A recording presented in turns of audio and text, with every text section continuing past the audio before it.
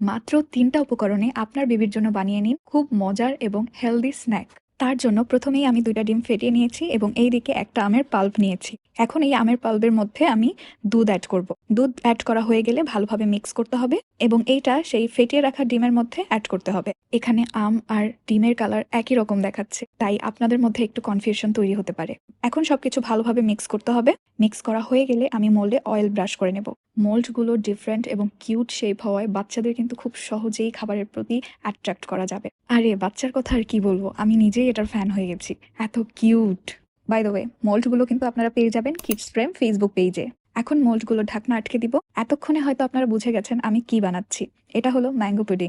এইদিকে আমি একটা প্যানে কিছুটা পানি নিয়ে তার মধ্যে একটা স্টিলের প্লেট রেখেছি এবং একে একে সবগুলো পুডিং এর মোল্ড এখানে বসিয়ে দিলাম। এরপরে মিডিয়াম টু লো ফ্লেমে এটা বয়েল করতে হবে 15 মিনিটের মতো। আর তারপরেই রেডি হয়ে যাবে এই টেস্টি পুডিং।